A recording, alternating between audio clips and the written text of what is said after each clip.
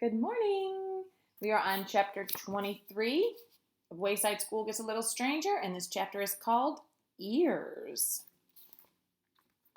Wendy had 3. Ears, I mean. She had one on each side of her head, just like most people. But she also had a third ear, which lay flat on top of her head. You couldn't see it. It was completely covered by her thick, frizzy brown hair. She was an intelligent and lovely young woman. She was gentle and kind. Well, at least she used to be. Then she met Xavier, and then she became evil and wicked. But I'll get to that later. She lived in a small apartment in a big city. She always kept fresh flowers in the vase on her kitchen table. She didn't have any friends. She was afraid someone might find out about her ear. She was very embarrassed by it. The one on top of her head, I mean. The other 2 ears were pretty as ears go. Actually, the third ear wasn't ugly. In fact, it looked just like her other 2. It was quantity, not quality, that bothered her. Then she met Xavier. It was at a museum.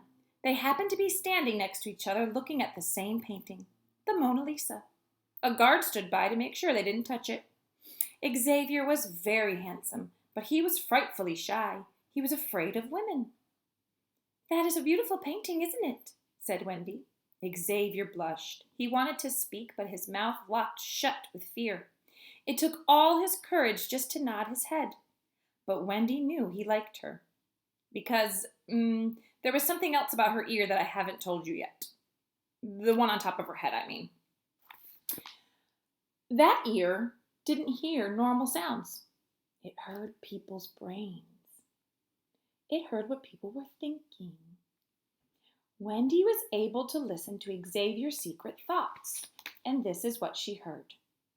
"Yes, the painting is very beautiful, but you are more beautiful than the Mona Lisa herself. I wish somebody would paint your picture. I would buy it and look at it all day. Alas, if only I had the courage to talk to you." Wendy didn't usually listen to other people's thoughts. She thought it was rude, even though the other people didn't know she was listening. Besides, most people's thoughts were usually very boring. Xavier was getting too nervous standing next to her. He moved on to another painting. Wendy followed him. She listened to the lonely man's thoughts. They weren't boring at all. Most of his thoughts were about her, but she also learned a few other things. He liked to read. His favorite author was Charles Dickens. He loved animals, especially dogs. "That painting reminds me of a book," said Wendy. "A Tale of Two Cities" by Charles Dickens. Have you read it?" "Yes," Xavier blurted out a little too loudly. "It's my favorite book. I've read everything Dickens has written. Twice. My favorite part is when—" He suddenly stopped, very embarrassed. "Please go on," said Wendy. "No, I don't want to bother you," said Xavier. "You're not bothering me," said Wendy. "Charles Dickens is my favorite author. I sometimes read aloud to my dog." "You have a dog?" asked Xavier. Wendy nodded. Xavier stared into her dark eyes. "I love dogs," he said, as his brain said, "I love you." Wendy and Xavier spent the afternoon together. He could barely stop talking. It was like a genie had escaped from a bottle, and all of the love and emotion that had been buried for so long inside him came pouring out onto Wendy. "I don't even know your name," he suddenly blurted out. "Wendy Noggard," said Wendy. "I'm Xavier Dalton," said Xavier. They shook hands and made plans to meet again at the museum the following week. On her way home, Wendy stopped by the library and checked out A Tale of Two Cities. Then she went to the pet store and she bought a dog. A month later, Xavier asked her to marry him.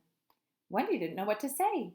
She loved Xavier, and she knew he loved her, but she still hadn't told him about her ear. The one on top of her head, of course.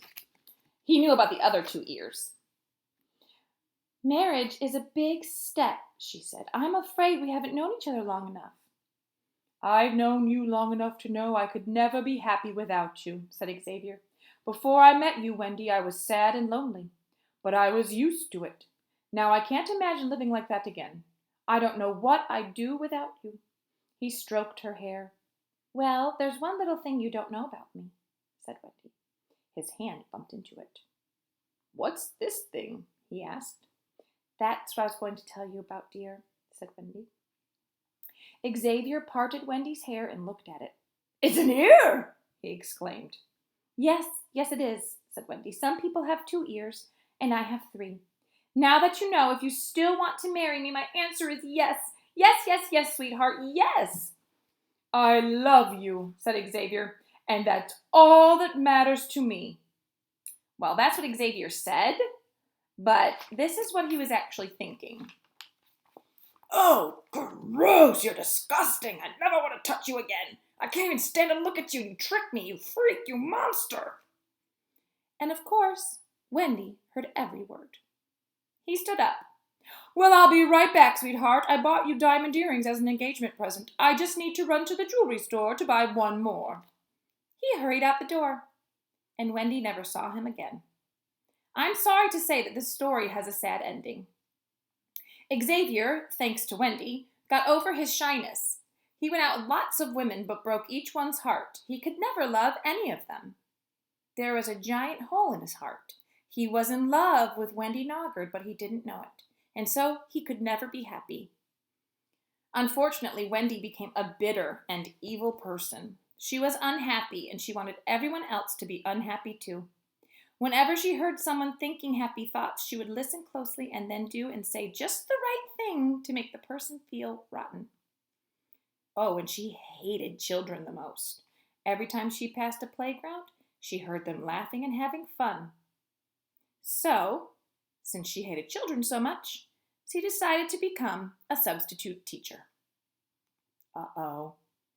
What do you think our friends at Wayside School in room number 30 are going to get as the next substitute teacher? Oh, Miss Noggard. All right, let's pause there till tomorrow. Chapter 24 is going to be called Glum and Blah. Glum is a fancy word for feeling like yucky, and blah is blah. All right, till tomorrow. Bye-bye.